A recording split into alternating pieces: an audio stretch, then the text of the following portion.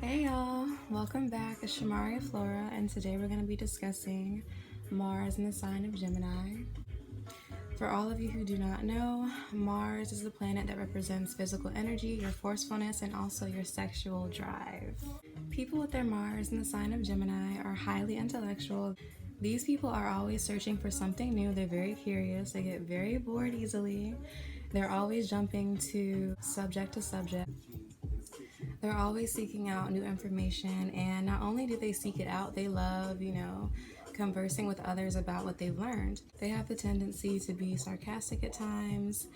They also have the tendency to be kind of like know-it-alls. But at the same time, I will say these people are extremely smart.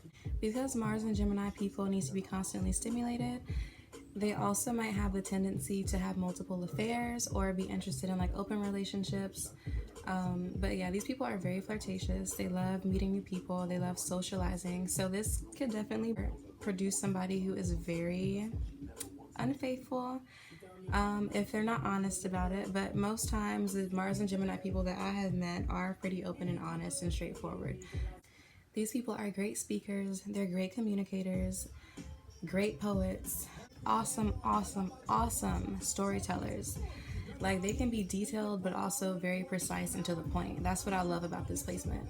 Sexually, these people need to be mentally stimulated first, and they kind of like the tease. I had to turn that music off. It was bothering me. It was like making me feel some type of way. Sexually, these people need to be mentally stimulated first, like a long conversation, discussing, your various interests, dropping knowledge. That's like one form of like foreplay for Gemini Mars. Drop in knowledge, like, oh, did you know this, or have you learned this, or have you ever heard of this? That's a fucking Gemini Mars placement. They'll finesse you with their knowledge and their words. But when it comes down to the actual like dirty, these people do get bored easily, so they're constantly looking to try something new. They're pretty open-minded sexually, but again, you have to have something in here.